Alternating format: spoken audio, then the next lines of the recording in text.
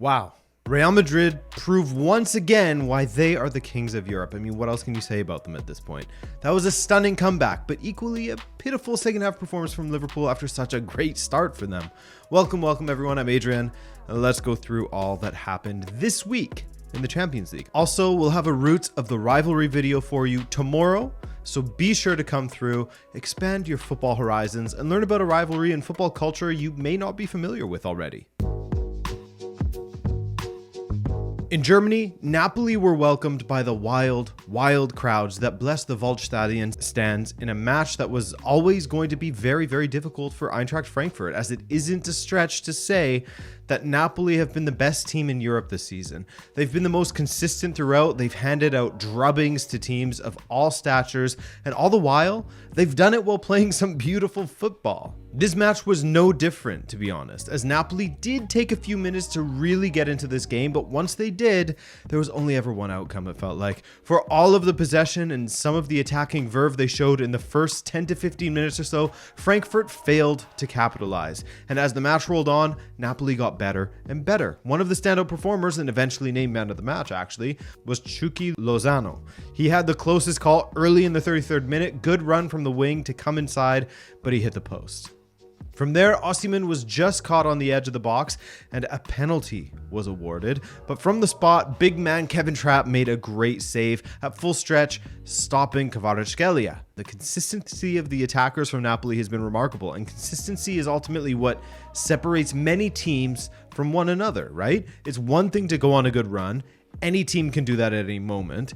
We see that all the time, even, teams that are newly promoted to a league. But to consistently perform at this level, as Napoli have done, wow. So they hit the post. They had a penalty saved. What was next? 5 minutes later, Lozano was sent down that right flank again, and he played a perfect ball into Osimhen to convert from the edge of the six. No chance for Trapp or the defenders when the quality of the ball is that good from Lozano. 1-0 Napoli, and they scored immediately from the kickoff as well, as Frankfurt were completely rattled. Evan Ndika caught in possession, Lozano once again squaring to Osimhen, but this time he was offside. It was one-way traffic. It was tough for Frankfurt. And it got even harder in the second half when Kolo Muani was sent off.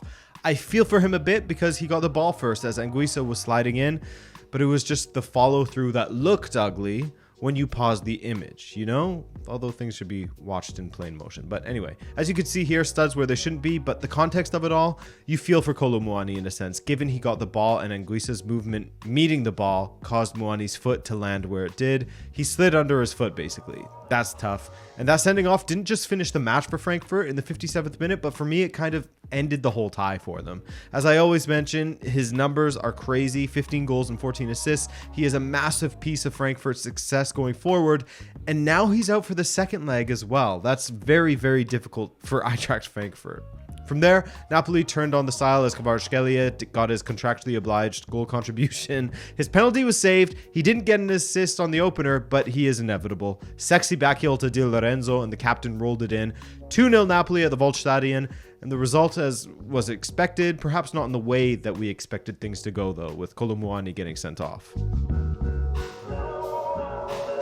What a start from Liverpool, up against the team that quite simply already has the mental game won over them prior to even taking to the pitch. Given their recent history, they got started brilliantly. Darwin Nunez with a stunning finish to wrong foot Courtois, a cheeky little flying back-heeled finish. He's making a habit of those. Liverpool were looking very good early on. Their pressing was resembling the Liverpool of old, but Real Madrid looked as though they were old. They couldn't handle it. And then it all got a bit Sunday League. For both sides, really. I think everyone on the pitch were wearing roller skates in that first half because the amount of slipping was kind of hilarious. In the 14th minute, Henderson slipped and gave the ball up to Camavinga, who he in turn slipped, leaving the ball for Henderson once again. Henderson hit a decent pass to Gakpo, who couldn't control it and took a huge touch. It just got better from there. From there, Carvajal smacked it back to Courtois, a high bouncing pass that came off of the keeper's chest. He tried to control it with Salah closing him down, but he failed to do so with his second touch, and Salah had an easy goal for 2-0. Sunday League, baby.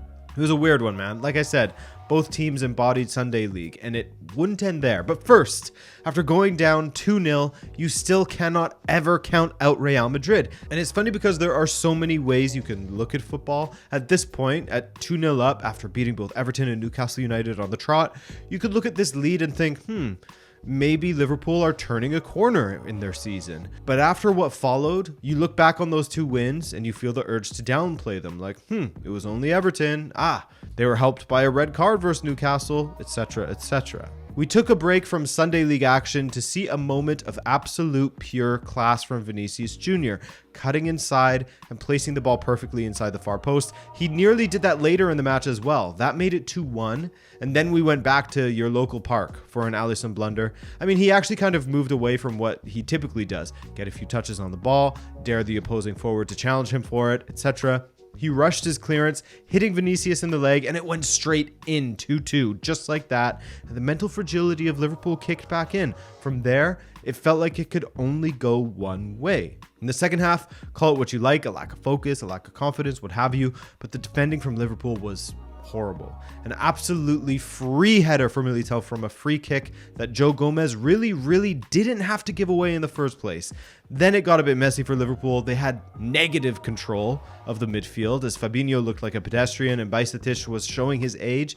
I don't want to go too hard on the guy, but he was giving away the ball for free. He shouldn't be in that situation at 18 years old against an elite player like Modric and 2 potential future greats in Camavinga and Valverde. We'll see how they develop. On top of that, Liverpool were a mess at the back, super lackadaisical, ushering the Real Madrid players through like they're their bodyguards. The culmination of that display at the back being Real's 4th, a deflected effort off of Joe Gomez and past Alisson, and of course the 5th, where Bajcetic lost out to a 37-year-old Luka Modric who burned up the pitch, played a nice ball to Vinny, and in turn, he gave it to Benzema to round the keeper and finish. Not the easiest finish on his left, with plenty of red shirts getting back. 5-2 the final, the first time Liverpool have conceded 5 goals in a single Champions League match. I mean, this tie feels like it's over, as Klopp admitted. He left room for hope and saying, in 3 weeks, you never know type of thing, but Anfield was always Liverpool's trump card. And to go away to the Bernabeu in the second leg and expect to turn around a 3-goal deficit with this midfield and defense, good luck to them. Inter Milan hosted Porto, 2 clubs that played each other 4 times in 2005 alone, but haven't faced each other since. Isn't that crazy? It's been 18 years at this point since Dragons fought Serpents, aka Porto versus Inter. I think the biggest story of this match was Lukaku coming onto the pitch and being a massive difference maker for Inter. He looked dangerous, as did Robin Gosens, to be fair to him, when he came on. So I don't know, maybe it was just the substitute shining. Then again, Onana was also a big star for Inter in this one. He saved them a couple of times in that second half. One of the more entertaining moments actually was Onana getting into an argument with Edin Dzeko. Onana was originally angry with the referee, but upon Dzeko telling him to, chill out a bit, a few too many times for Onana's liking, he turned his anger onto the big Bosnian. Funny moment, but hey, nothing to draw too many conclusions from, of course. This stuff happens all the time. Anyway, as for the football, Porto wanted to hit Inter on the counter. They were doing so successfully. That second half, I actually found that they looked the more dangerous team at times, or at least like they will cause further problems for Inter at the Dragão if the match continued on like this. Because that moment where they forced a double save out of Onana and the save that Taremi forced out of Onana previously, Porto were circling, man. However, as mentioned, Gosens and Lukaku, who both came on in the 58th, added a lot of danger, and that was helped on by Otavio getting his second yellow of the match. His first yellow was absolutely idiotic in the first half, and this one, the most blatant stomp on Mkhitaryan. He knew he was in the wrong.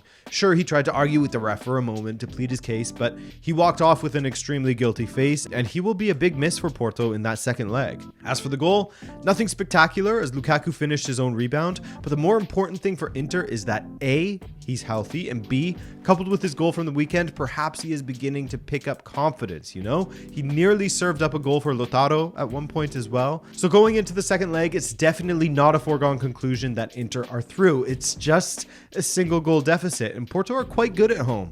Only Club Brugge and Benfica have beat them there.